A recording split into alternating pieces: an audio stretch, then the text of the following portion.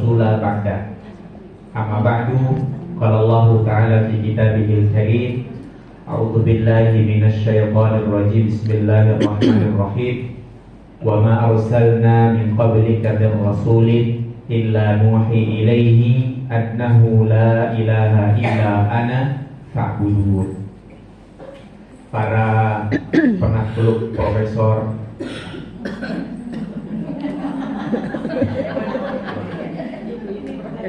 para penakluk doktor, penakluk master, dan saya termasuk korban.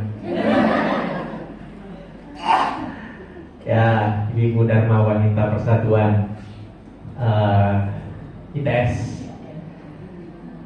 Sehebat-hebatnya ITS ini tetap saja tunduk di bawah Ibu DWP.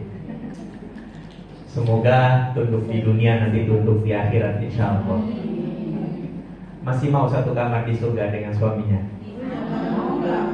Semoga suaminya mau.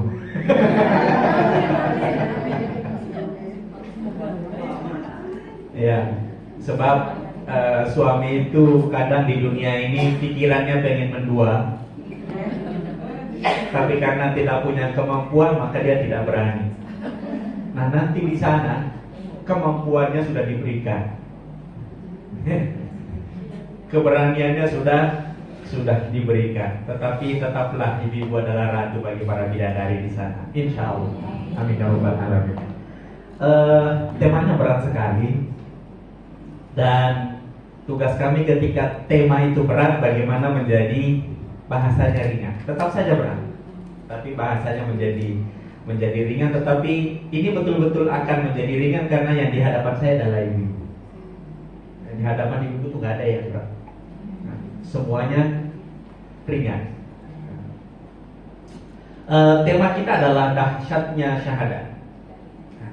Dahsyatnya syahadat, ada beberapa indikator kompetensi yang diberikan, tetapi saya lihat wah ini satu semester nggak selesai. Sementara tadi di awal sudah kita dibatasi, jam 10.40 harus selesai dan ada waktu 20 menit sebelumnya untuk berdiskusi. Baik, kita letakkan dulu materi ini di dalam agama kita di mana tempatnya. Karena kalau kita ingin berangkat ke satu tempat, hal pertama yang harus kita selesaikan, dari mana kita berangkat. Dari mana berangkat? Materi ini dalam agama kita posisinya di mana? Agama kita, sebagaimana diajarkan oleh Jibril kepada Nabi Shallallahu Alaihi Wasallam, itu berdimensi tiga. Ada tiga sudut.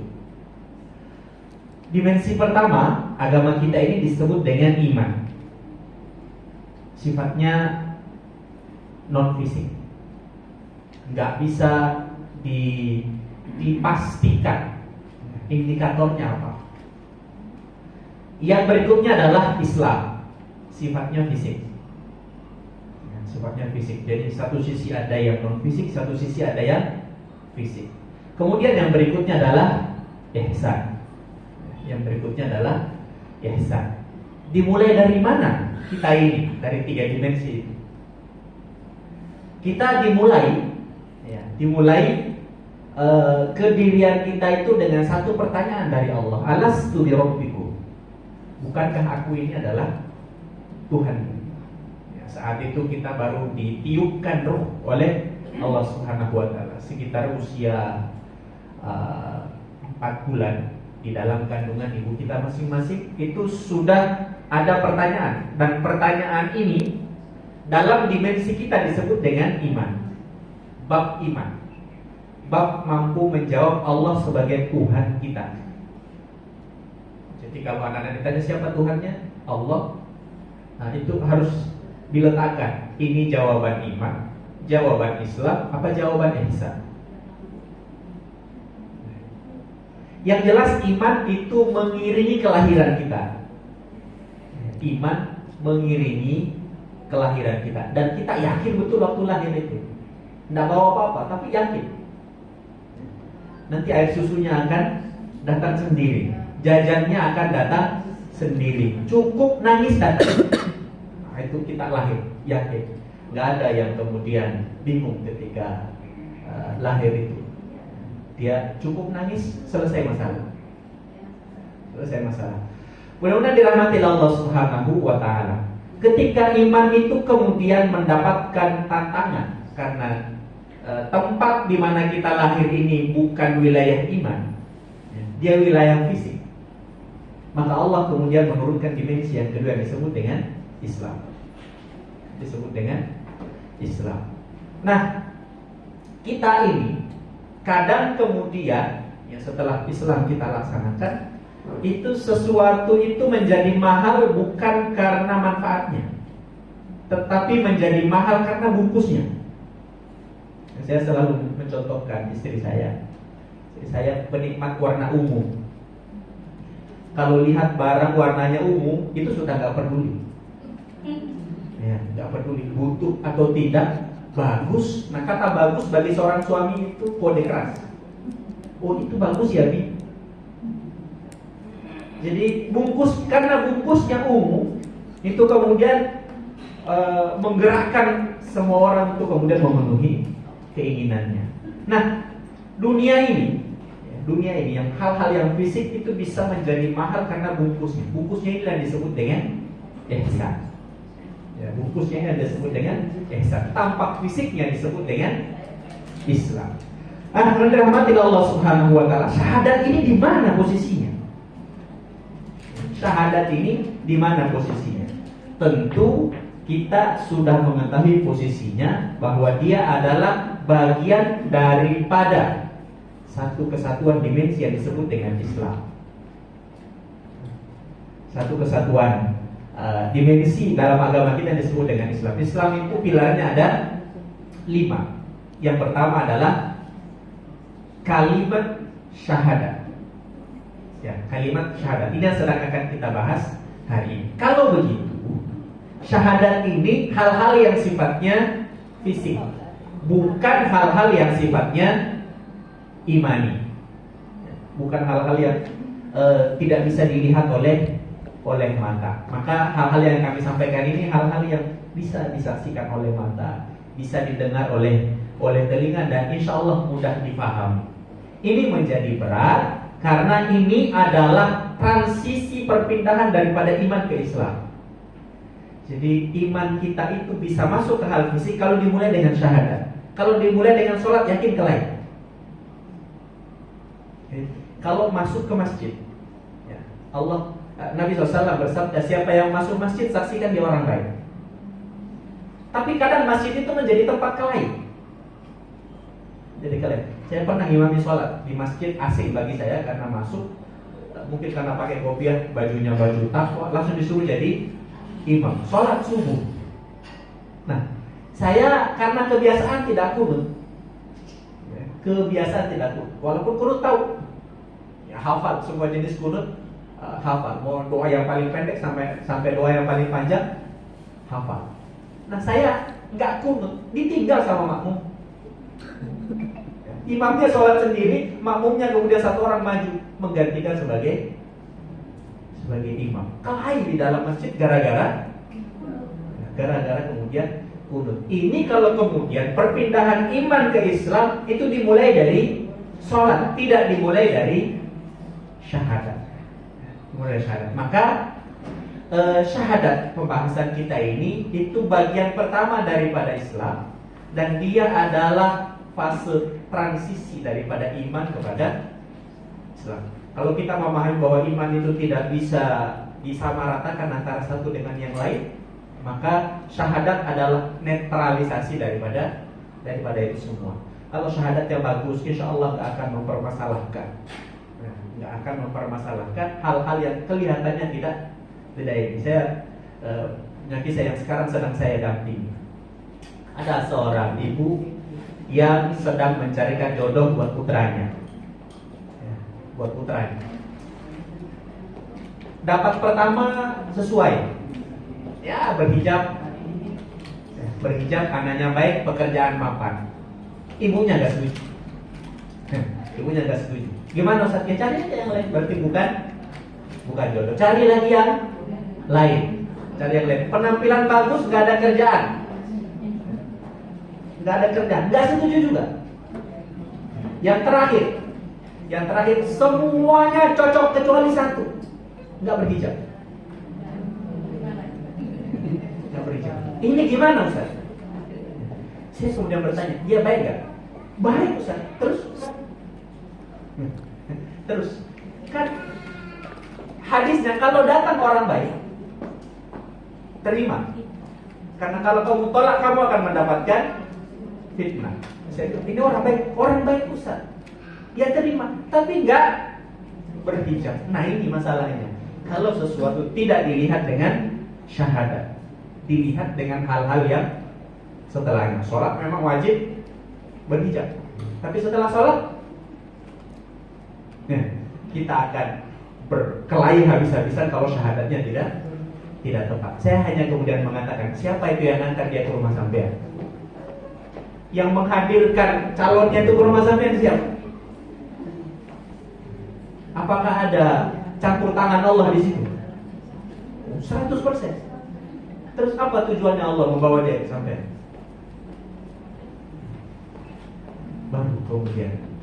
Nah ini transisi antara iman dan Islam. Itulah yang disebut dengan syahadat. Karenanya syahadat itu menjadi dahsyat karena dia bisa menyelesaikan perselisihan karena urusan fisik. Jadi urusan fisik di rumah suami kelahi dengan istri itu kan urusan fisik, jangan karena urusan iman. Urusan fisik itu harusnya kalau syahadatnya baik selesai.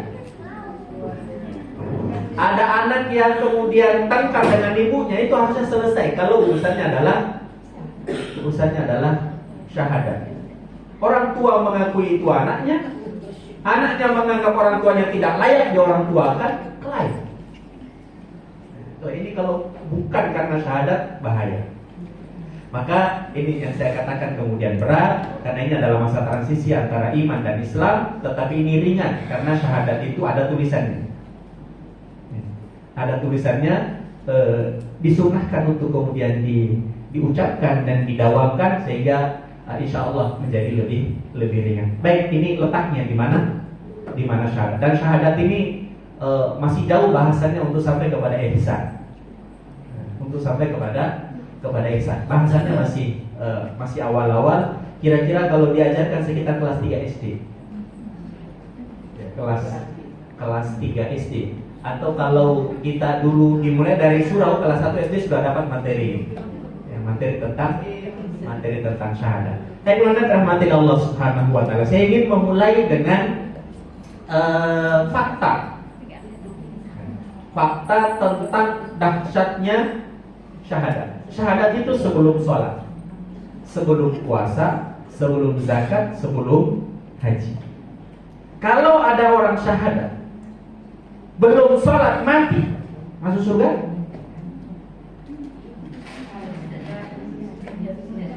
Pasti masuk surga.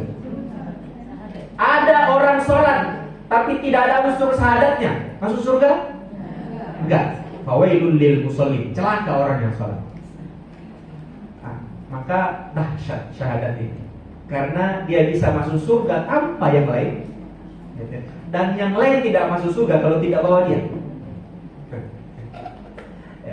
Ini dahsyatnya syahadat. Maka mari kita melihat faktanya, bagaimana realitas, bagaimana orang-orang terdahulu yang telah mendahului kita dari orang-orang beriman membuktikan dahsyatnya syahadat. Kita ambil misalnya Khadijah Al-Kubra radhiyallahu anha, wanita kaya yang digambarkan oleh para ahli sejarah, sepertiga harta di Mekah dikumpulkan, maka itulah hartanya Khadijah. Jadi kalau semua harta dikumpulkan di Mekah, itu hartanya semua orang dikumpulkan lalu dipisah sepertiganya, itulah hartanya Khadijah. Bisa jadi orang kaya nomor 1 di Mekah. Hanya beberapa tahun, ya sekitar 4-5 tahun setelah Nabi mendapatkan amanah dakwah, yang sepertiga harta itu habis semuanya. diserahkan kepada Nabi Sallallahu Alaihi Wasallam. Itu pun ketika Nabi masih melanjutkan dakwahnya tanpa harta Khadijah, Khadijah masih mengajukan diri, ya Rasulullah, nanti kalau saya mati, lalu engkau hendak menyeberangi lautan, butuh jembatan, ambil tulang-tulang saya, tata tulang-tulang saya untuk menjadi jembatan agar engkau bisa menyeberangi kawah. Ini Khadijah. Pertanyaan, sudahkah turun perintah infak? Belum. Sudahkah turun perintah jihad? Belum. Beliau meninggal sebelum turun perintah-perintah itu. Beliau hanya baru mendapatkan syahadat. Sholat pun belum turun. Sholat pun belum turun saat beliau kemudian mengeluarkan hartanya. Inilah ciri orang yang bersyahadat. Dia mendapatkan taufik syariat bahkan sebelum perintah syariat itu sampai kepada telinganya. Kita saksikan orang-orang tua kita dahulu, kan mereka tidak ada kiainya, tidak ada kiainya. Satu-satunya yang mereka miliki adalah syahadat. Mereka marah betul kalau agama ini dipermainkan. Tetapi mereka sangat-sangat rendah dari sisi ilmu syariat. Tetapi rasanya mereka sudah melaksanakan ajaran Islam, tanpa mereka diajarkan ajaran ini. Iri dengki hampir tidak dimiliki oleh orang tua kita. Koruptor, korupsi, dan lain-lain hampir mereka tinggalkan sama sekali. Sehingga satu orang tua kita dahulu mampu mensukseskan 10 orang anaknya. Sementara 10 orang anaknya kemudian nanti tidak bisa mengurusi satu orang tuanya. Nah, ini indikator pertama, bagaimana Khadijah radhiyallahu anha dengan syahadatnya mampu melaksanakan syariat padahal perintah syariat itu belum turun. Kuatkan syahadatnya, insya Allah akan mendapatkan taufik untuk kemudian melaksanakan syariat-syariat dan cepat syariat itu kemudian dilaksanakan. Yang kedua, Sumayyah. Sumayyah ini adalah istri Yasir. Yasir ini ayahnya Ammar. Kalau mendengarkan kata Ammar bin Yasir kayaknya familiar. Ammar bin Yasir ini adalah keluarga budak. Ammar, Yasir, dan Sumayyah ini semuanya adalah budak. Ketika dia masuk Islam, tuannya Umayyah bin Khalaf kemudian marah, lalu kemudian menuntut balik kepada agamanya. Dia tidak mau. Bahkan yang menyiksanya pada waktu itu kemudian Abu Jahal itu diludahi, maka kemudian ditombak dari ujung mulut tembus ke kemaluan. Dialah syahid pertama yang mempertahankan agamanya. Pertanyaannya, apakah sudah turun perintah jihad? Belum, masih jauh, masih di Madinah 13 tahun kemudian. Tetapi dia sudah melaksanakan perintah jihad hanya dengan bekal syahadat. Mungkinkah hari ini kita bermalas-malasan dalam syariat karena ada masalah dengan syahadat kita? Dan betapa orang-orang terdahulu semangat dalam beribadah karena walaupun sedikit ilmu, hanya karena kuatnya syahadat mereka. Sekarang ini sudah banyak ibu-ibu yang goyah dengan pernikahan beda agama. Ini tidak pernah dimiliki oleh orang tua kita dulu.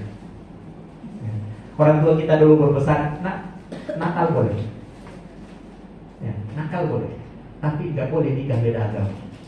Coba, agak lain memang doktrin, tetapi betapa kerasnya dia untuk kemudian mencampur adukkan antara agamanya dengan agama yang lain. Abu Bakar As-Siddiq radhiyallahu anhu, ketika Nabi SAW barusan saja menerima wahyu, dia memanggil Abu Bakar. Abu Bakar, aslim taslam, masuk Islam engkau. Kata Abu Bakar, apa syaratnya saya Islam? Kata Nabi SAW, ucapkan la ilaha illallah Muhammadur Rasulullah. Langsung masuk. Begitu kemudian dia masuk, dia menyerahkan menjadikan seluruh hartanya untuk pemancing orang-orang lain masuk Islam. Masuk Islam. Belum turun perintah infak, belum turun perintah sedekah. Ali bin Abi Thalib, ketika Khadijah dan Nabi Shallallahu Alaihi Wasallam salat berjamaah, walaupun belum turun perintah salat 5 waktu, orang-orang Quraisy itu sudah ada salat sunnah, warisan daripada Nabi Ibrahim alaihissalam. Ketika mereka salat, Ali bertanya, apa yang kalian lakukan? Kata Nabi, kami sedang menyembah Allah. Siapa Allah itu? Siapa Allah itu? Ali. Kata Rasulullah, Allah itu adalah yang menciptakanku. Kata Ali, apakah dia juga yang menciptakan aku? Kata Nabi, ya, dia juga yang menciptakan engkau, dia juga yang menciptakan seluruh alam semesta ini. Kata Ali, kalau begitu aku ingin juga menyembah Tuhanmu, Tuhanku, dan Tuhan alam semesta ini. Inilah efek daripada syahadat. Nah, mari kita kemudian melihat ilmunya, dan ilmunya ini adalah ilmu-ilmu yang kelihatan, dan saya yakin ini murojaah. Murojaah itu remedi, artinya sudah pernah diajarkan. Saya curiga saja, ini kan gak apa-apa. Nah, materi ini disampaikan karena ini bulan merdeka, bulan kemerdekaan, dan syahadat itu adalah bahasa Arabnya kemerdekaan. Bahasa Arabnya kemerdekaan. Nggak ada orang Islam itu yang merasa terjajah, walaupun ada orang lain mengaku penjajah. Sebenarnya ulama kita itu tidak merasa terjajah dahulu. Seandainya Belanda, Jepang itu tidak menghalangi orang Islam untuk beribadah, tidak menghalangi orang Islam untuk beribadah, tidak menghalangi orang Islam untuk kemudian melaksanakan agamanya secara keseluruhan, ulama itu tidak akan merasa terjajah. Karena sesungguhnya Muslim itu adalah pintu kemerdekaan. Nggak ada seorang muslimah itu yang dijajah, merasa dijajah oleh suaminya walaupun dia disuruh suruh. Karena Muslim itu adalah disebut dengan merdeka. Muslim itu orang yang merdeka. Budak ketika dia masuk Islam, maka dia tidak merasa lagi sebagai budak. Maka Masya Allah, ini saya katakan materinya berat, tetapi menjadi ringan karena dia adalah hal-hal yang sifatnya fisik, mudah untuk kemudian kita lihat. Kelihatan ya? Ini pertanyaan Allah. Pertanyaan ini tidak perlu dijawab dengan lisan, tetapi mari jadikan pertanyaan ini sebagai refleksi bagi kita sekalian. Allah Subhanahu wa taala berfirman dalam Quran surah ke-9, surah Taubah ayat 24, "Qul in kana aba'ukum wa abna'ukum wa ikhwanukum wa azwajukum wa ashiratukum wa amwalun iftaraftumuha wa tijaratun takhshawna kasadaha wa masakinu tardawnaha ahabba ilaikum minallahi wa rasulih wa jihadin fi sabilih fatarabbasu hatta ya'ti Allahu bi'amri wallahu la yahdil qaumal fasiqin." Jika bapak-bapak, anak-anak, saudara-saudara, istri-istri, kerabatku, harta kekayaan yang kamu usahakan, perniagaan yang kamu khawatirkan kerugiannya, dan tempat tinggal yang kamu sukai, lebih kamu cintai dari Allah dan Rasulnya dan dari berjihad di jalannya, maka tunggulah sampai Allah mendatangkan keputusannya. Dan Allah tidak memberi petunjuk kepada orang-orang yang fasik. Kita mulai dari terakhir. Fasik itu adalah orang yang KTP-nya Islam, tetapi hampir tidak ada bukti bahwa dia adalah Islam. Jadi kalau ditanya agamanya Islam, oke. Tetapi hampir semua ciri keislaman tidak dia miliki. Ini yang disebut dengan fasik, rusak. Rusak. Jadi sesuatu yang rusak tidak bisa lagi dipakai. Nah, itu yang disebut dengan fasik. Siapakah orang-orang fasik ini? Orang-orang fasik yang pertama, orang-orang yang menjadikan bapak-bapak mereka penghalang untuk kemudian mengenal Allah dan Rasulnya. Kenapa kamu seperti ini? Ya bapak saya nggak ngajarin. Ini orang fasik namanya. Dia menjadikan orang tuanya sebagai alasan dia tidak mengenal Allah. Ini yang pertama. Yang kedua, dia menjadikan anak-anaknya sebagai alasan untuk tidak mengenal Allah Subhanahu wa taala. Saudara-saudara, istri, kerabat, harta kekayaan, perniagaan, tempat-tempat tinggal, semua kemudian dia salahkan. Kenapa nggak sholat berjamaah? Ustaz, di masjid perumahan saya nggak ada masjid. Jadi nggak pernah dia menunjuk dirinya sebagai hal yang salah. Inilah yang disebut dengan fasik. Orang yang menjadikan bapak, anak, saudara, istri, harta kekayaan, bisnis, dan tempat tinggal sebagai alasan untuk tidak mengenal Allah, inilah yang disebut dengan fasik. Ini pertanyaan Allah Subhanahu wa ta'ala kepada kita semuanya. Pada usia yang seperti ini, sudah kenal Allah? Insya Allah sudah. Pertanyaan berikutnya yang tidak bisa kita jawab, berapa persen?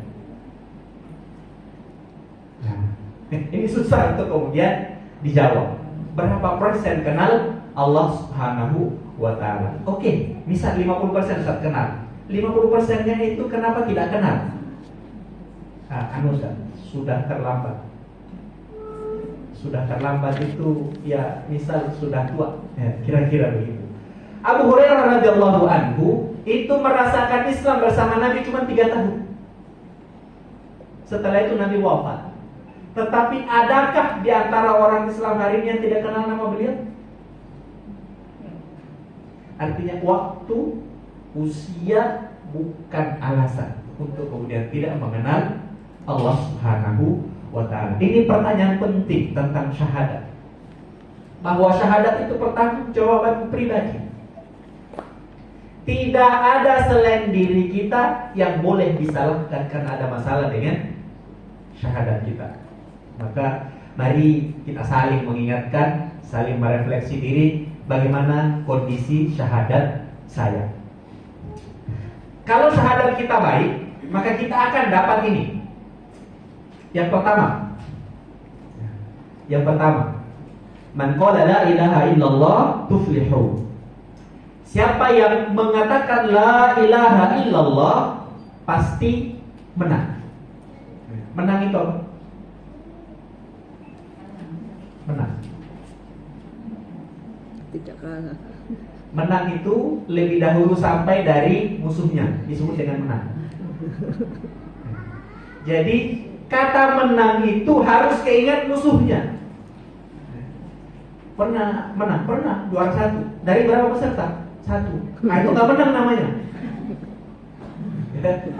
Ya menang. Menang itu harus ada musuhnya. Siapa musuh kita? Siapa musuh kita? Jangan-jangan nggak pernah kenalan sama musuhnya. Musuh kita ada yang internal, ada yang eksternal. Ya, yang internal itu adalah diri kita, keluarga kita. Nah, itu disebut dengan musuh. Ya, musuh. Tadi subuh siapa yang nomor 1? Salat subuhnya? Duluan anak apa duluan bapak? Nah, itu semuanya adalah musuh bagi kita. Kalau kita pertama, itu berarti la ilaha illallah kita menang. Saya sering menyampaikan kepada teman-teman pengantin muda bapak-bapak. Hari ini sudah cuci piring belum? Siapa yang cuci piring di rumah? Lah itu kan tugasnya istri, Ustaz. Lah kok bisa? Ya, kok bisa? Bukankah ada pahala pada setiap piring yang bersih karena tangan kita? Lalu kenapa pahalanya dikasih orang?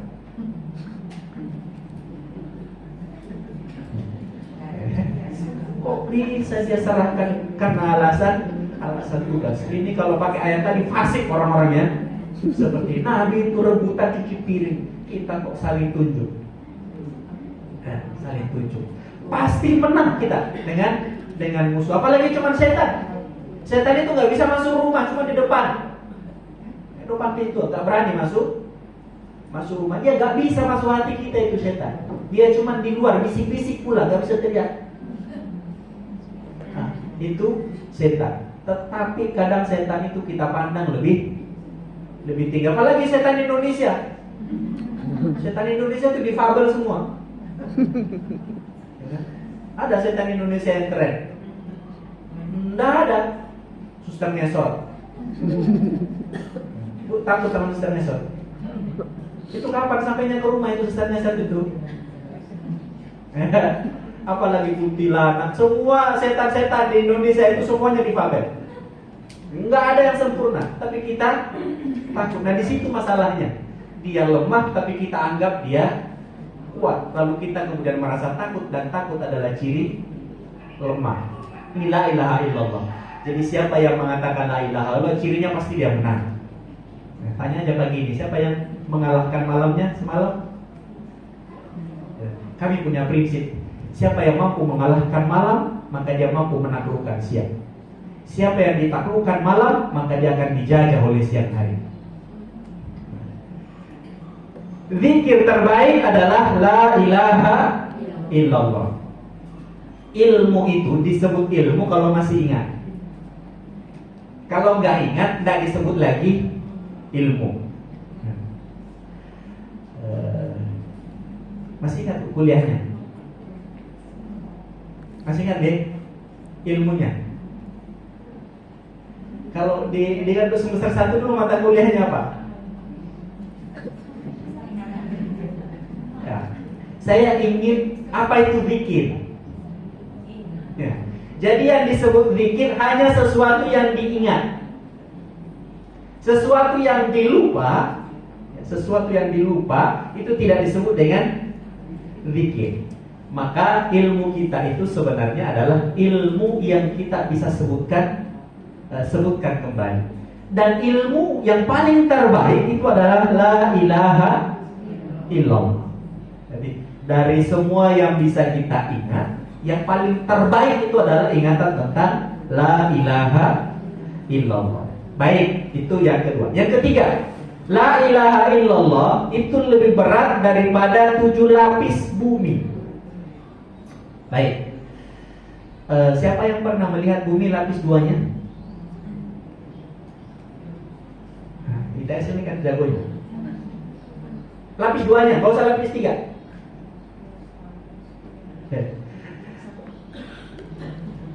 Jadi lapis 1 ujungnya saja kita tidak tahu. Ya, tidak tahu. Apalagi kemudian lapis 2-nya. Padahal Allah mengatakan bumi ini 7 lapis. Itulah ilaha illallah, lebih berat daripada itu. Ya. Jadi hampir tidak ada harta dunia ini yang tidak berasal dari bumi. Ya. Mau koruptor, se-Indonesia di koruptor semua, nggak akan berhasil mengeluarkan, mengeksplorasi 1 lapis bumi. Nggak akan pernah sampai kepada lapis kedua. Mau dunia ini 1000 tahun lagi, 1000 tahun lagi, dan tambang emas di Papua sana masih terus digali, nggak akan pernah sampai di lapis kedua. Nah, la ilaha illallah jauh lebih berat daripada itu semuanya. Allah, malaikat, dan ahli ilmu bersaksi atasnya. Siapa yang pernah masuk meja pesakitan yang membutuhkan saksi? Apa syarat seseorang disebut dengan saksi?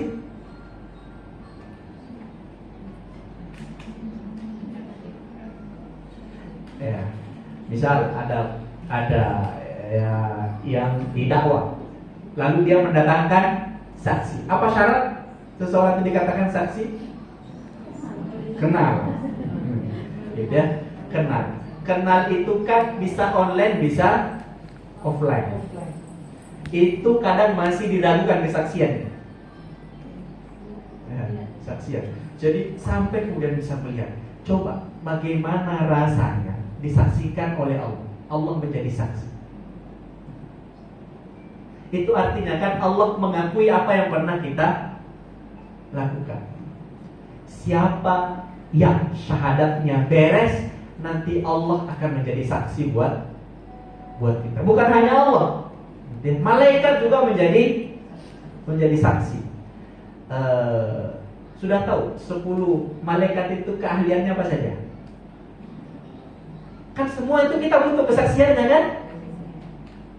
Coba pas kita mati, sudah mati ini, kita butuh nggak malaikat Israel? Malaikat Israel malaikat apa?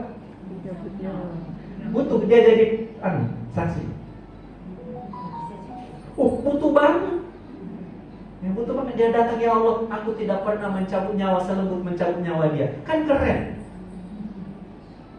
Keren kalau kemudian kita memahami fungsi malaikat. Dan itu akan diberikan bagi orang yang syahadatnya beres. Ya, syahadatnya beres. 20 menit lagi. 10 menit lagi ya. Man qala la ilaha illallah fi akhir kalamihi dakhala al-jannah. Siapa yang akhir ucapannya adalah la ilaha illallah, maka pasti akan masuk surga. Ini kelihatannya mudah, tetapi sering-seringlah ke rumah sakit. Sering-seringlah ke rumah sakit, terutama ketika nazar. Ketika nazar, mayoritas tidak bisa ngomong. Mayoritas ya. Oke. Jadi 70% yang meninggal itu gak bisa ngomong. Artinya sudah tereliminasi. Sudah tereliminasi. Karena la ilaha illallah itu gak boleh lagi ada jedahnya setelahnya. Gak boleh diem. Apalagi koma. Ada koma. Harus la ilaha illallah yang di akhirnya. Oke, masih ada yang sempat ngomong.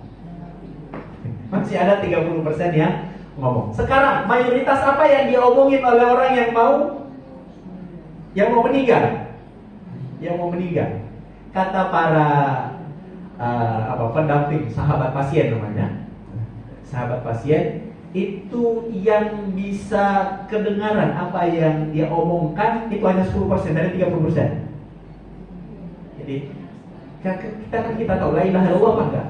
Karena ada yang bisa ngomong tapi nggak tahu kita dia ngomong apa. Jadi jelas ngomongnya itu lebih sedikit lagi.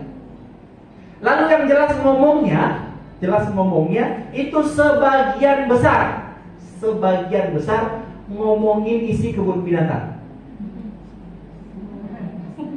Isi kebun binatang, mulai dari yang kecil kecoa sampai yang paling besar. Hanya sedikit di antara mereka, sedikit sekali yang mampu mengucapkan la ilaha illallah. Maksudnya kita bukan berkecil hati, tetapi jangan remehkan. Jangan remehkan, minta sama Allah, ya Allah, buat mulut ini di akhir hayatku mampu mengucapkan la ilaha illallah. Karena fakta membuktikan hanya sedikit sekali di antara yang meninggal yang mampu mengucapkan la ilaha illallah di akhirnya. Tapi bahwa la ilaha illallah ini menjadi sangat luar biasa, karena kalau dia diucapkan di akhir surga, itu aja, nggak peduli sebelumnya. Para sahabat ngomong begini, para sahabat, kami itu nggak peduli saudara kami itu mau melakukan apa saja, mau gosipi, mau ngapain, kami sabar. Kami tunggu sampai dia mati. Kalau dia husnul khotimah, maka kami akan langsung mengucapkan kepada diri kami, saya yang salah. Jadi dia yang dibully, tapi dia yang mengakui dirinya salah, gara-gara saudaranya itu husnul khotimah.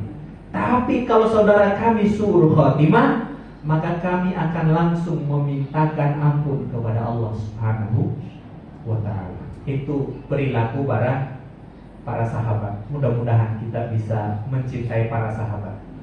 Cinta aja dulu, ngikut belakangan. Karena ngikut mereka bukan perkara yang sangat-sangat luar biasa. Barang siapa yang bersaksi bahwa tiada ilah selain Allah dengan keikhlasan dari lubuk hatinya, niscaya dia tak tersentuh api neraka. Jadi narblok. Kalau tidak mau kepanasan kan sunblock.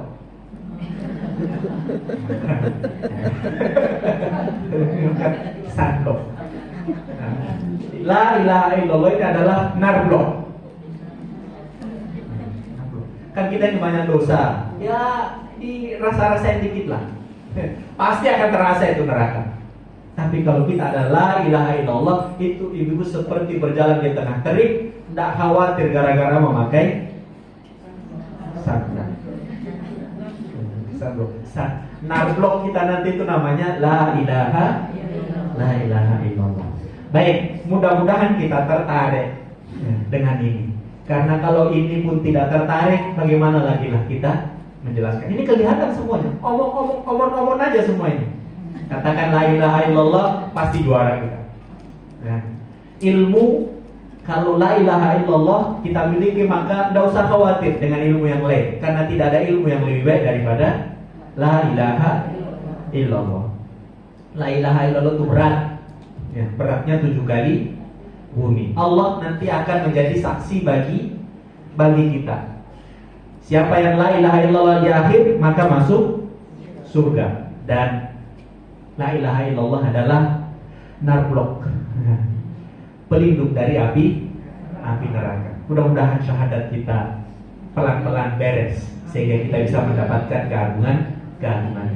Baik, apa yang menyebabkan kita tidak bisa mendapatkan keagungan ini? Pinter tapi nggak ada syahadatnya di sana. Pinter tapi nggak ada syahadatnya di sana. Kaya tetapi nggak ada syahadatnya di sana. Ini kemudian berbahaya. Ini hanya ada 4 penghalang. Tetapi 4 ini rasanya berat untuk kita berpisah dengannya. Ini kalau kita tidak memiliki ini rasanya hampa hidup. Yang pertama jahil. Yang pertama adalah jahil. Jahil itu menjadikan orang yang tidak jelas kebenarannya sebagai standar kebenaran. Disebut dengan jahil. Jadi dia punya akal, tapi dia nggak memakai akalnya untuk menentukan kebenaran. Dia pakai orang.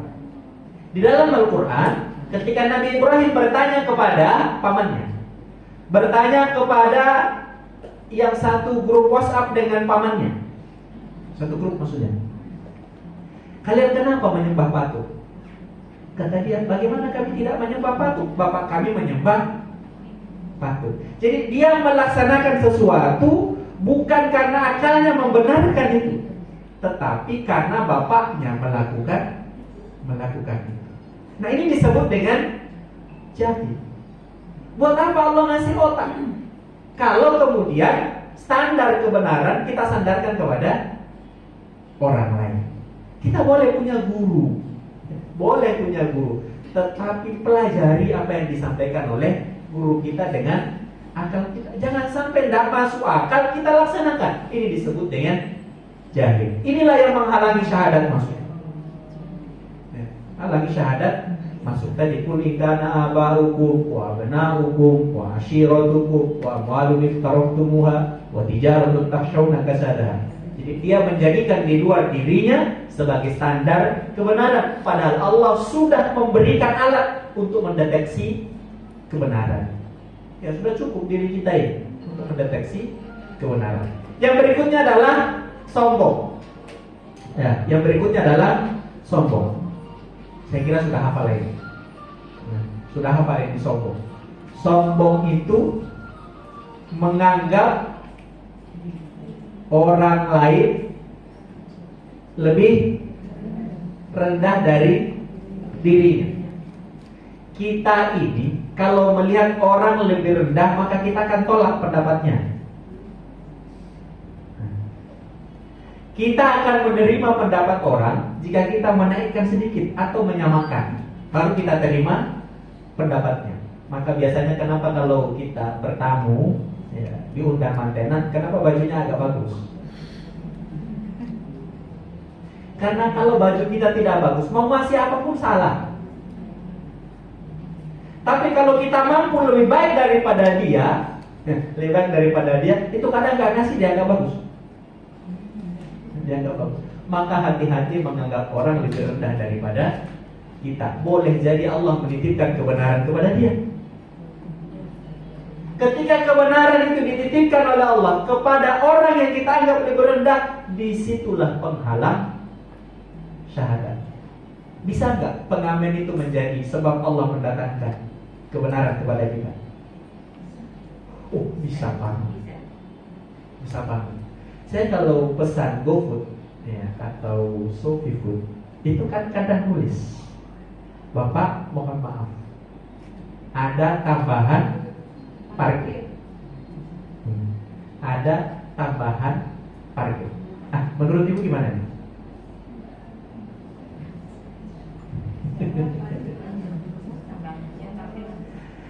Mau ngelihat Gojeknya itu seperti apa? Mau lebih rendah atau lebih tinggi? Apa yang mau kita katakan kalau dia lebih tinggi?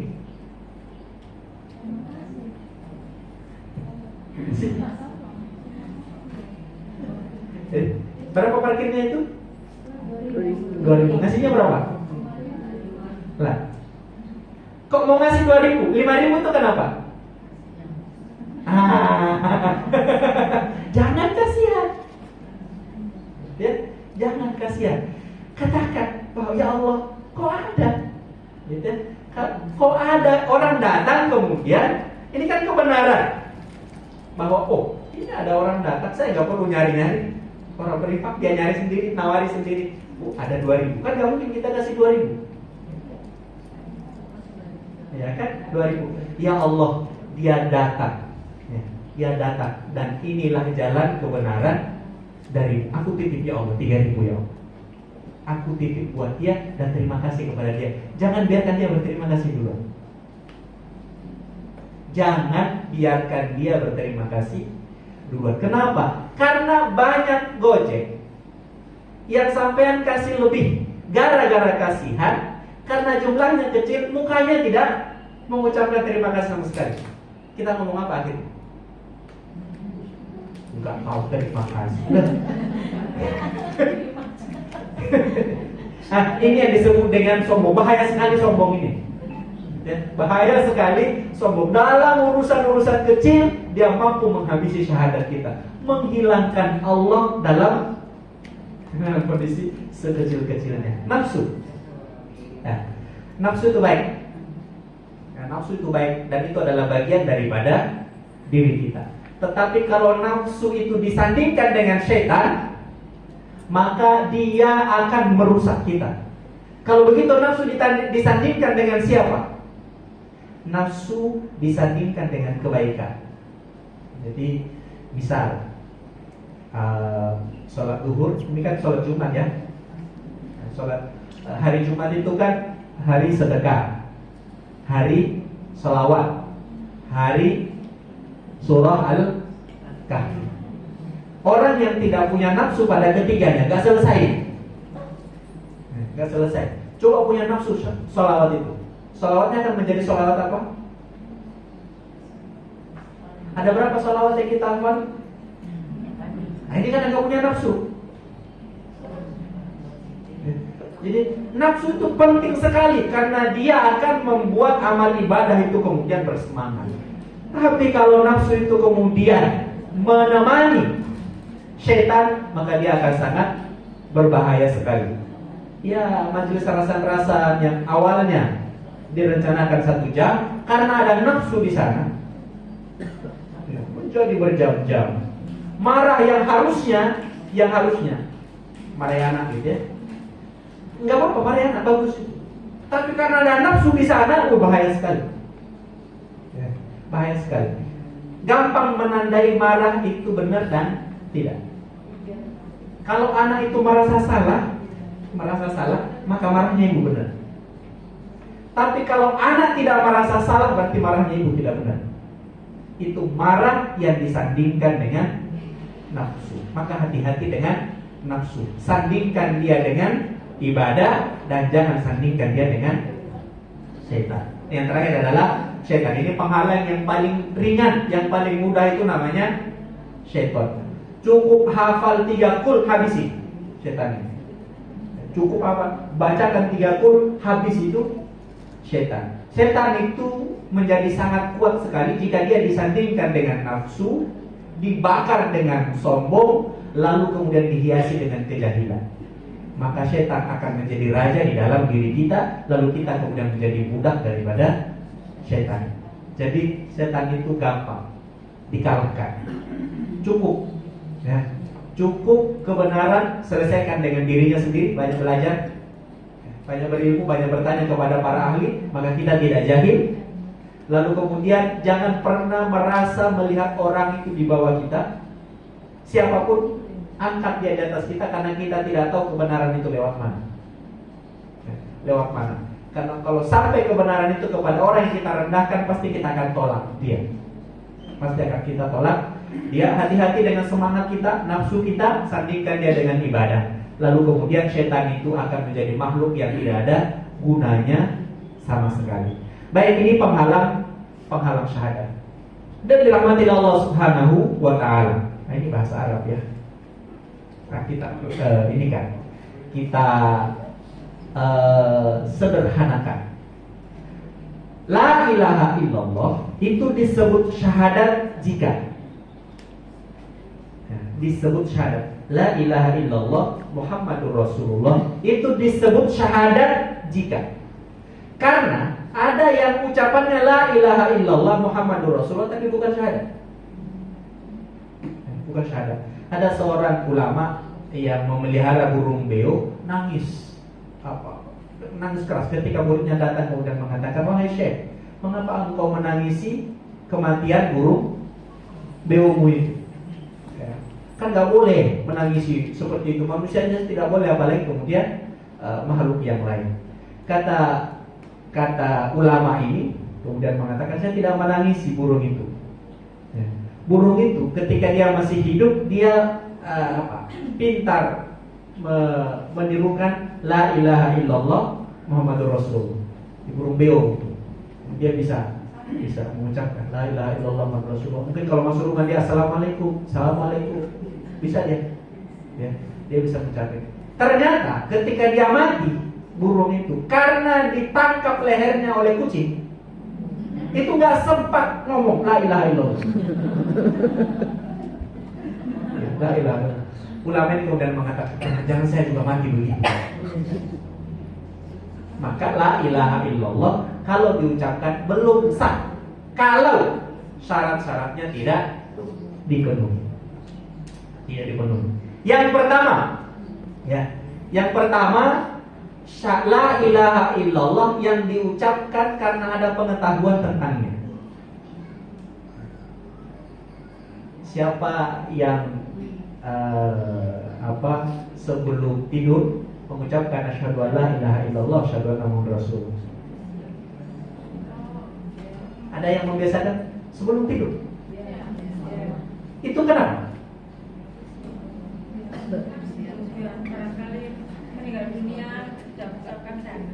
Itu harus tahu, karena kalau tidak tahu bukan syahadat namanya. Maksudnya begitu. Jadi mengucapkan la ilaha illallah itu harus tahu. Harus tahu. Apakah sah pernikahan orang yang tidak membaca syahadat sebelum? Sah. Sah saja kan, karena ucapannya cuman gobil itu. Dia nggak perlu mengucapkan asyhadu an la ilaha illallah. Lalu kenapa diawali dengan syahadat?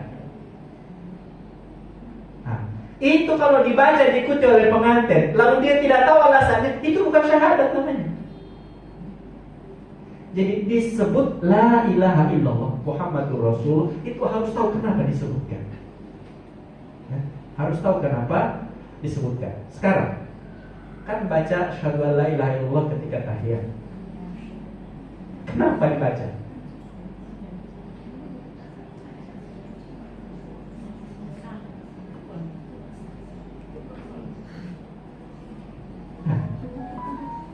Kenapa? Masuk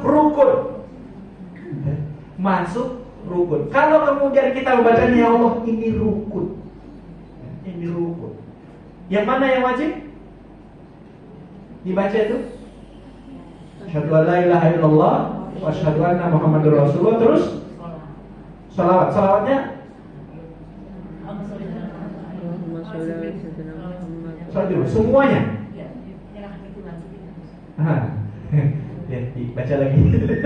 Jadi kadang kan kita kalau tarawih, ya, kalau tarawih itu kan harus diikuti imam. Masalahnya kan imam kalau tarawih itu kadang ini, lah kan wajib rukun. Ya, makanya kemudian syahadat itu mana yang wajib salawatnya itu? Ya, Allahumma sholli ala Muhammad. Kalau nggak sempat setelahnya nggak apa-apa, tapi nggak boleh lewat Allahumma sholli ala Muhammad. Kalau sholat itu belakangan nggak apa-apa.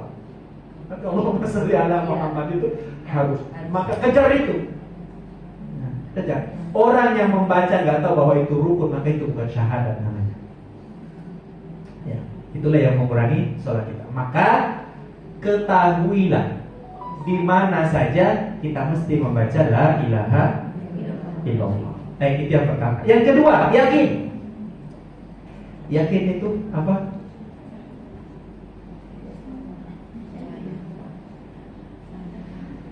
Yakin itu tidak ragu. Oke. Yakin itu tidak ragu. Sekarang saya cek. Tadi kan kita sudah syahadat waktu sholat subuh. Yakin gak masuk surga? Yakin itu gak boleh insya Allah. Yakin. Yakin. Karenanya kemudian yakin itu menjadi nomor 2 setelah ilmu. Gak boleh yakin dulu. Gak boleh yakin dulu. Karena yakin gak? Kita harus punya alasan. Yakin Ustaz. Kenapa kamu yakin? Allah yang bilang. Man qala la ilaha illallah dakhala jannah. Dia yakin. Kok yakin betul? Allah yang bilang. Dari mana kamu tahu? Inilah fungsinya ilmu. Nggak usah mikir lagi kalau sudah punya ilmu. Kenapa kita ini tidak yakin? Ilmunya di belakang. Perbanyak ilmu, maka akan banyak keyakinan kita. Yang berikutnya adalah al-qabul.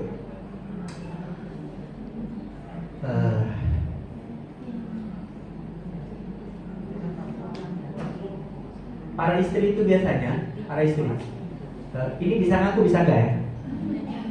Bisa. Itu lebih mudah diajari sama suaminya orang apa suami sendiri?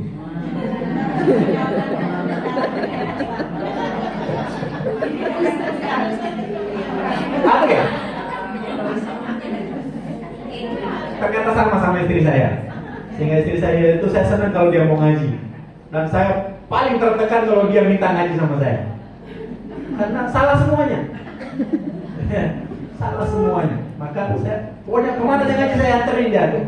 Ya, saya anterin. Mau ustazahnya siapa saja saya anterin dia. Karena dia akan lebih mudah diajari oleh orang daripada saya. Sekarang kenapa ibu lebih mudah dengan saya menerima?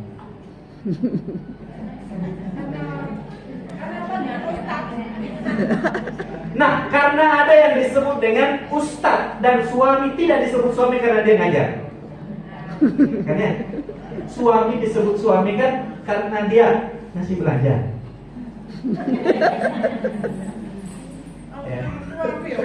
Ya, kalau urusan menerima masukan, maka kita tidak menerima suami. Maka sekarang bagaimana menerima la ilaha illallah?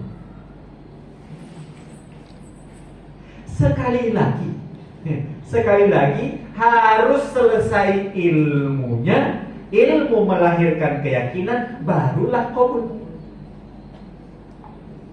Seandainya ada informasi tentang saya lebih dahulu sampai kepada ibu, seperti informasi suami yang dimiliki secara lengkap, maka pasti yang disampaikan saya tidak diterima.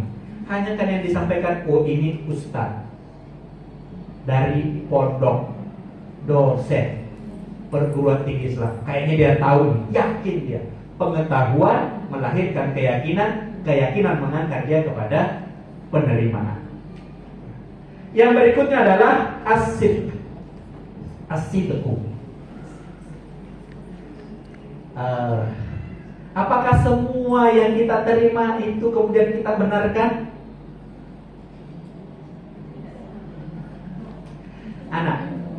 Anak kita ini kan kita tahu A sampai Z-nya, mulai daripada kelebihan dan kekurangan. Oke, kekurangannya kita terima?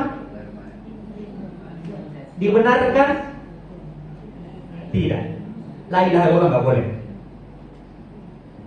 La ilaha illallah nggak boleh sekedar hanya diterima, tetapi dia harus dibenarkan. Dibenarkan. Oke. Bagaimana membenarkan bahwa la ilaha illallah itu lebih berat daripada bumi 7 lapis?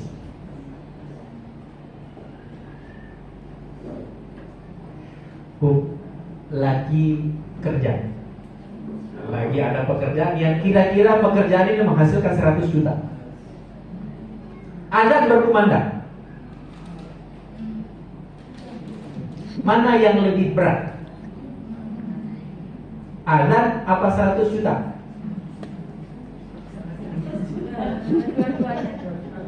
Dua-duanya. Saya senang sama yang jawaban kedua ini. Maka betapa pentingnya ilmu itu, ya, betapa pentingnya ilmu itu. Karena ada juga orang yang keras banget, ada orang yang keras banget sehingga keyakinannya berlebihan, penerimaannya kelewatan, pembenarannya bukan lagi suatu hal yang benar, tetapi suatu hal yang salah. Oke, saya kembali ke tadi. Ada uang 100 juta, ada azan. Mana yang lebih dahulu?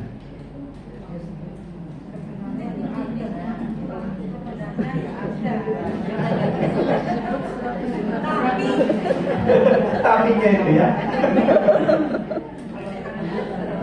Baik, saya coba sampaikan sesuatu, dan silahkan yang pernah melakukan ini. Saya sering banget ini rapat, rapat dengan petinggi. Kalau yang di bawah aman. Ini masalahnya yang lebih tinggi daripada kita. Maka yang pertama kali yang saya lakukan adalah adan. Jadi menambah ingatan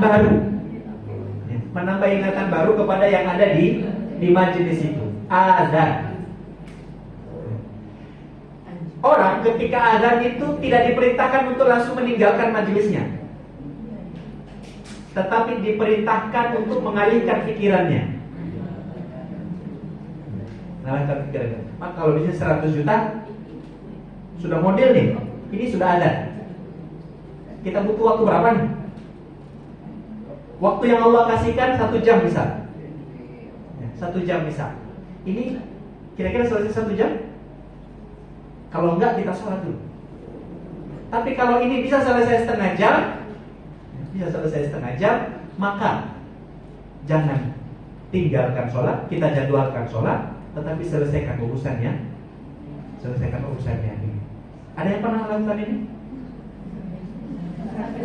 Inilah sesuatu yang disebut dengan ilmu, melahirkan keyakinan, ya, karena ada orang yang parah sekali ditinggal tiba-tiba tanpa ini.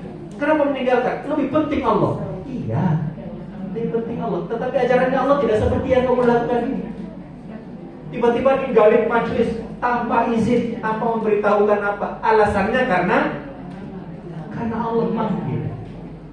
Karena alasannya. Betapa pentingnya al-ilmu itu. Ya, betapa pentingnya al-ilmu itu. Karena al-ilmu itu akan urutannya. Nah, yang berikutnya adalah al-ikhlas. Al-ikhlas itu apa? Al-ikhlas itu murni, tidak ada campurannya lain. Itu makna yang pertama. Makna yang berikutnya adalah top, paling atas. Untuk orang awam kayak kita, makna ikhlas itu adalah top, bukan murni. Karena kalau murni, ilmu yakin qabul sikunya berat. Apa yang dimaksud dengan top? Nah, top ngaji seperti ini, ya ngaji seperti ini itu alasannya apa? Ilmu, bener. Mengasihkan. Gak ada yang lain. Ya, kadang ketemu teman bisa sambil ngisi waktu bisa. Di rumah dikerjakan. Khawatir dibully kalau nggak hadir? Ada ya? Karena ada orang itu, kenapa datang daripada diinjak? Itu semua tidak salah. Kenapa? Kita ini manusia, tetapi jadikan yang paling tinggi tadi. Itulah yang disebut dengan ikhlas. Ketika yang paling tertinggi itu adalah Allah Subhanahu wa ta'ala. Anak-anak kenapa sekolah? Ya pengen nilainya tinggi, pengen nilainya bagus. Kenapa pengen nilainya bagus? Dan nanti kalau lulus bisa dapat kerja. Boleh nggak? Boleh. Tapi teruskan pertanyaannya. Sampai terakhir dia mengatakan, ini saya lakukan untuk meninggikan agama Allah. Kalau belum sampai di ujung, maka ini belum ikhlas namanya. Maka ikhlas itu adalah perjalanan. Ikhlas itu adalah perjalanan yang hasil akhirnya adalah qul huwallahu ahad. Jadi teruskan pertanyaan sampai kemudian jawaban terakhirnya adalah Allah. Jadi kita boleh berpakaian apa saja. Ini berpakaian warna begini karena apa? Ya indah, bagus. Terus. Sampai kemudian di akhirnya adalah Allah Subhanahu wa ta'ala, dan itulah yang paling tinggi. Ini yang disebut dengan ikhlas. Yang terakhir adalah ar-ridha. Ar-ridha itu senang.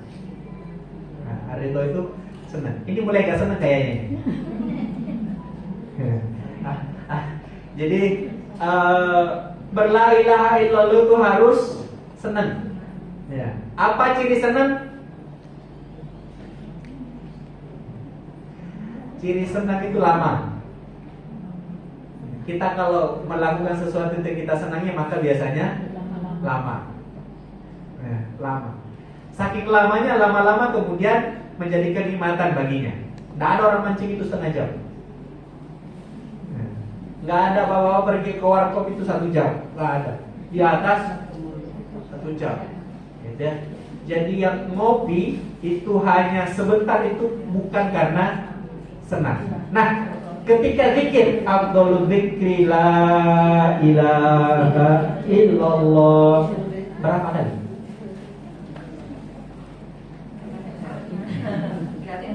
Ya, sampai muncul indikator bahwa ini yang disebut dengan senang. Yang disebut dengan senang. Maka la ilaha illallah itu sah jika keenam ini terkumpul menjadi satu. Ya, terkumpul menjadi satu. Kita punya pengetahuan tentangnya, pengetahuan mengantarkan kita kepada keyakinan kita kemudian menerima apapun yang kemudian disampaikan, penerimaan kita karena pembenaran itu kemudian mengantarkan kita kepada yang paling tinggi, yaitu Allah Subhanahu wa ta'ala. Karena gak gampang ini. Ujungnya adalah Allah, itu gak gampang ya. Ujungnya gak gampang. Baru yang terakhir akan melahirkan yang disebut dengan senang. Nabi SAW bersabda, kalau engkau membaca Al-Quran dan ayat yang kau baca itu tentang siksaan Allah Subhanahu wa ta'ala, maka menangislah. Jika tidak bisa menangis, maka pura-puralah menangis. Saya gini, kenapa ada kata-kata pura-pura nangis? Gimana itu pura-pura nangis?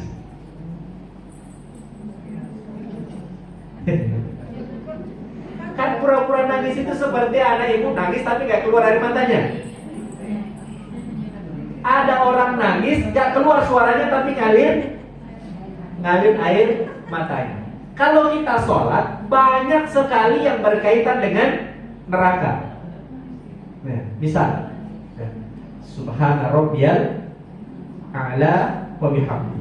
Lalu Subhana rabbiyal azim wa bihamdi. Lalu asyhadu Allahumma firli warhamni warzuqni wahdini wa'afini wa'fu anni. Dari beberapa yang berkaitan dengan neraka ada berapa kata?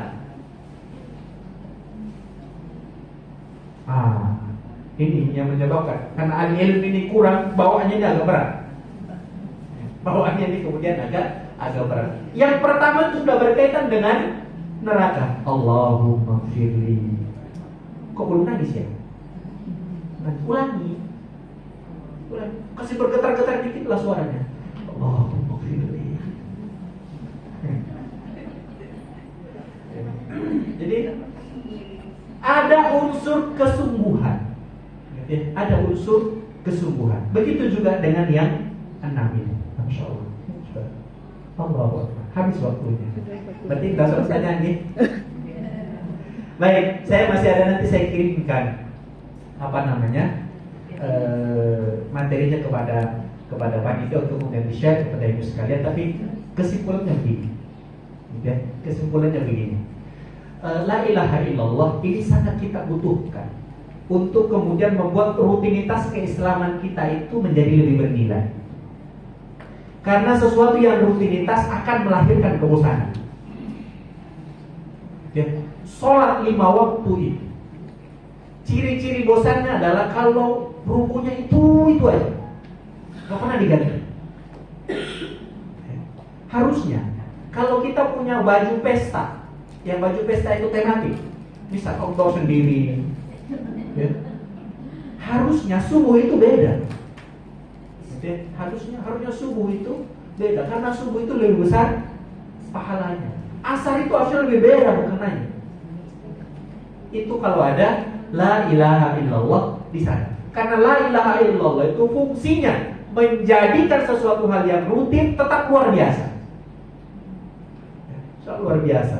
Jadi sholat asar itu tetap menjadi luar biasa.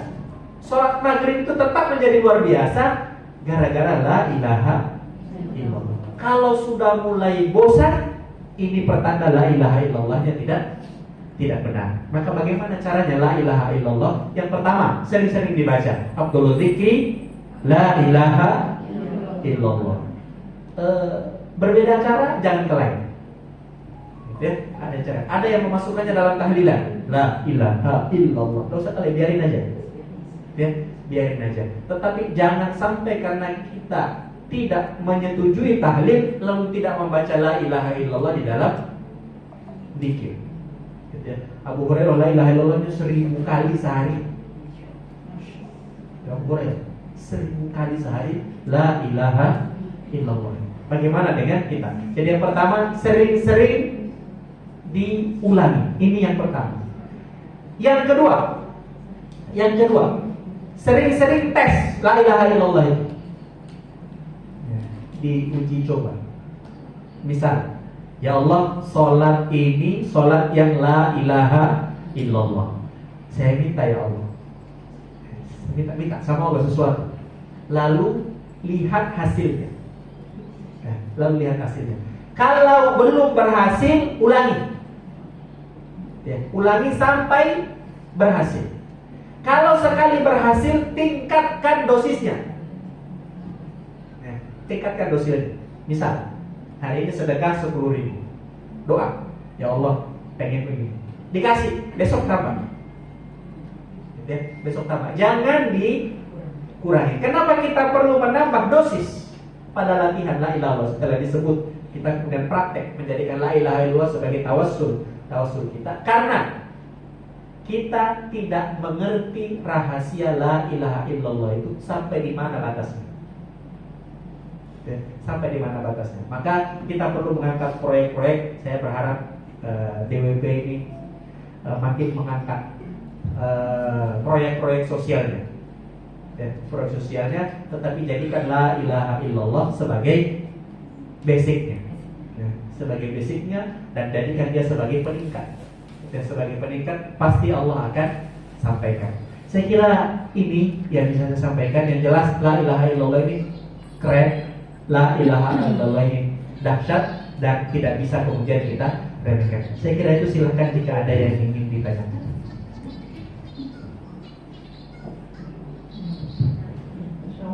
Terima kasih Ustaz atas materi yang sudah disampaikan. Kita ada waktu sekitar 12 menit saja untuk tanya. Muhammad Rasulullah-nya itu kan syahadat juga ya. Kenapa yang di la ilaha illallah juga yang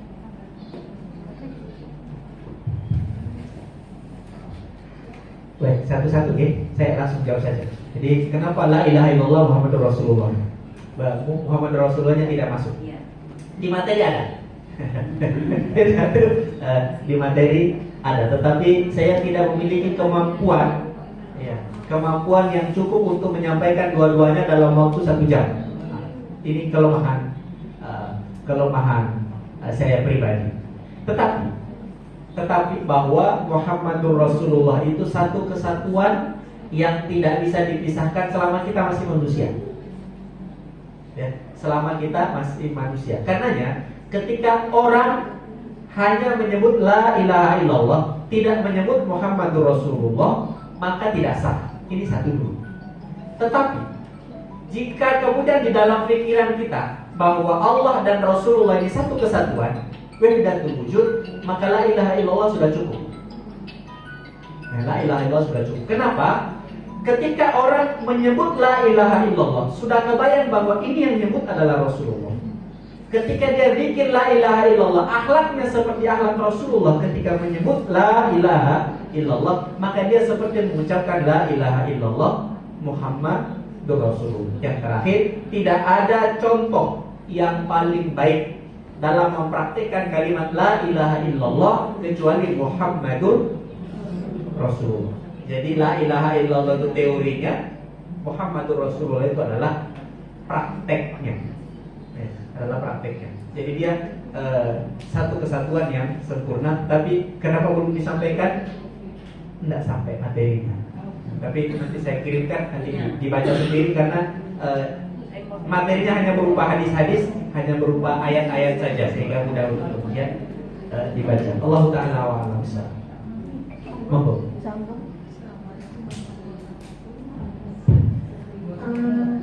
Tadi disampaikan bahwa setelah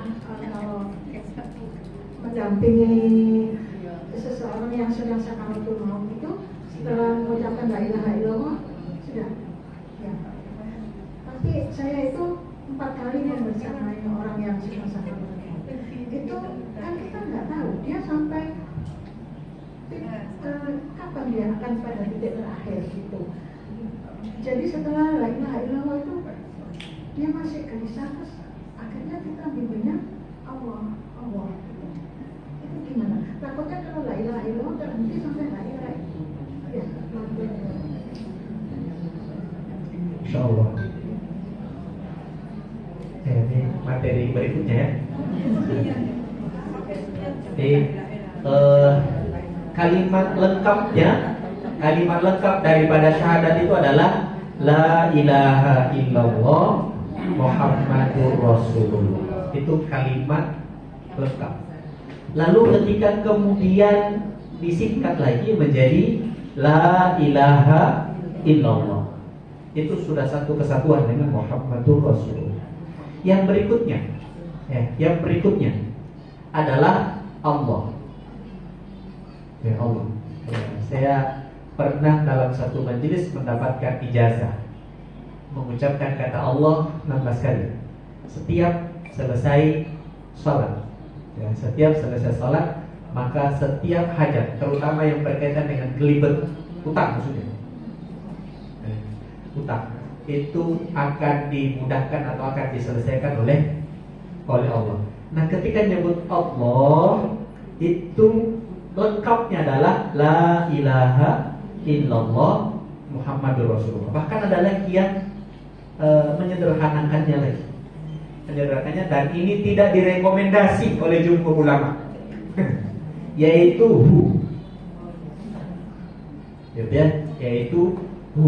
Nanti kalau kita belajar bahasa Arab tahu bahwa memang yang inti daripada kata Allah itu adalah huruf H. Huruf H. Karena alif lam pertama itu penentunya. La itu bagi siapa? Hu. Siapa itu? Yaitulah Allah Subhanahu wa ta'ala. Jangan menyebut ini tanpa pendampingan ahli. Tapi untuk Allah tidak usah pakai pendamping ahli. Sebut aja. Sekarang masuk ke mendampingi atau mentalqin mayit atau calon jenazah.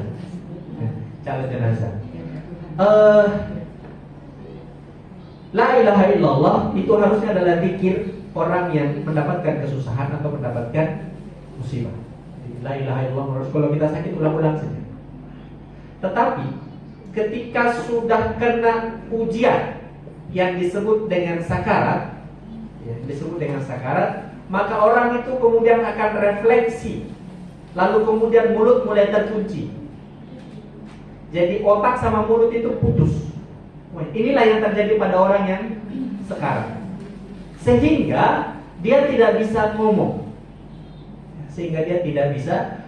Maka ketika dalam kondisi sedang fokus kepada sakaratnya, jadi pikirannya sedang fokus kepada sakaratnya, mulutnya kemudian gemetar.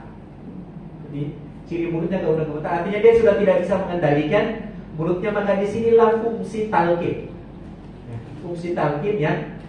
yang sesungguhnya. Caranya bagaimana?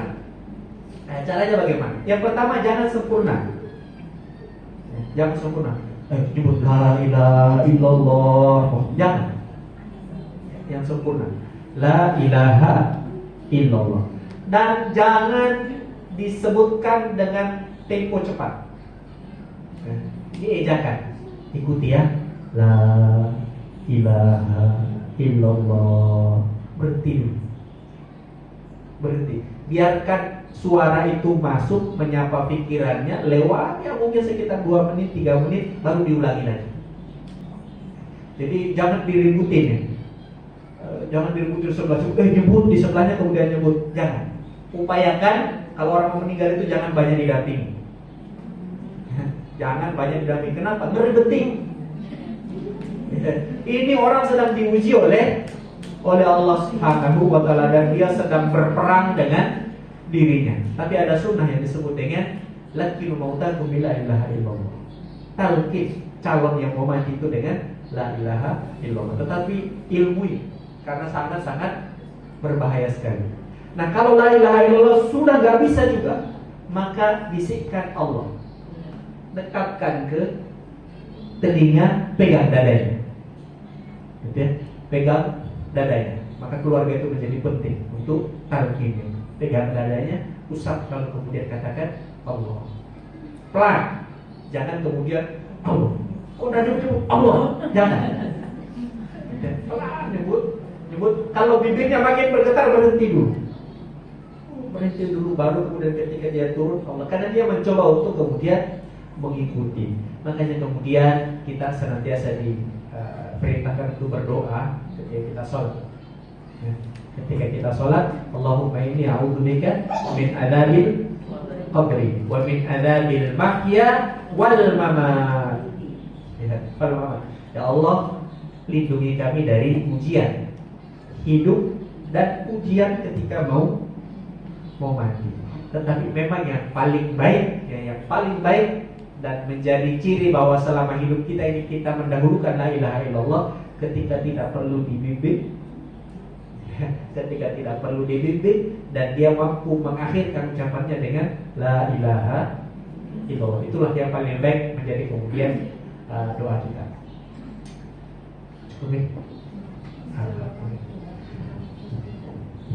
Terima kasih Ustaz atas jawaban dan untuk ibu mungkin karena waktu ya, hari ini hari Jumat dan harus bersiap Jumatan gitu. Dan mungkin bisa diakhiri dengan doa.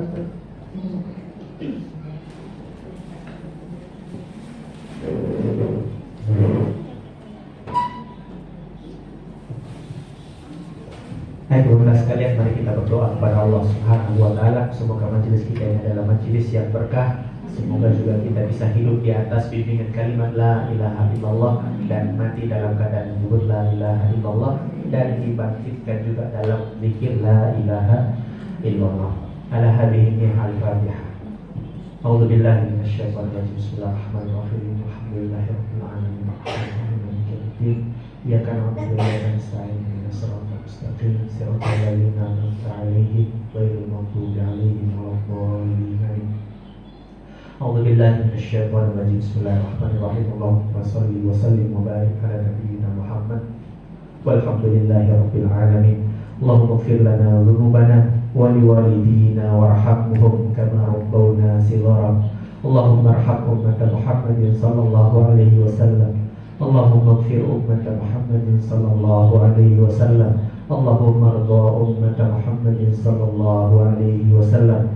Allahumma ahyina bila ilaha illallah wa amitna bi kalimati la ilaha illallah wajma'na ma'ahu la ilaha illallah Muhammadur Rasulullah. Allahumma ja'al jam'ana hadza jam'an marhuman wa tafarruqana min ba'di tafarruqan ma'suman. Rabbana atina fid dunya hasanah wa fil akhirati hasanah wa qina adzabannar. Wa sallallahu ala nabiyyina Muhammadin wa alihi wa sahbihi wa sallim. Walhamdulillahi rabbil alamin. Subhanakallahumma wa bihamdika asyhadu an la ilaha illa anta astaghfiruka wa atubu ilaik.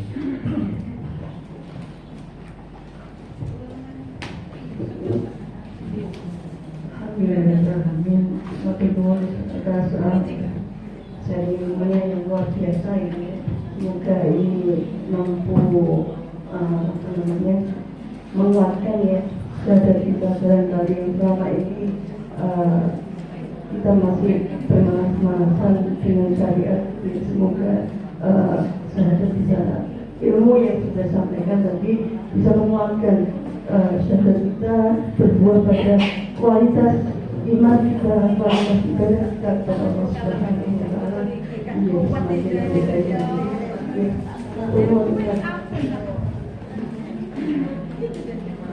Alhamdulillah, Bu.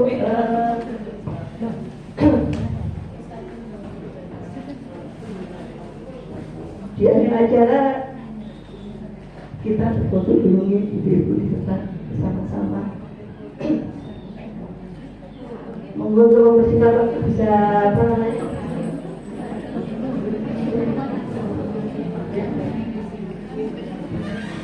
Baik, sebelum kita tutup dulu ya, majelis kita dengan bersama-sama membaca doa kafaratul majlis. Alhamdulillah, bihamdika asyhadu an la ilaha illa anta astaghfiruka wa atubu ilaik.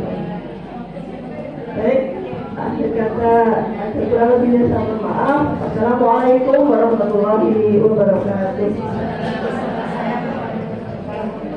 Ya, monggo ya.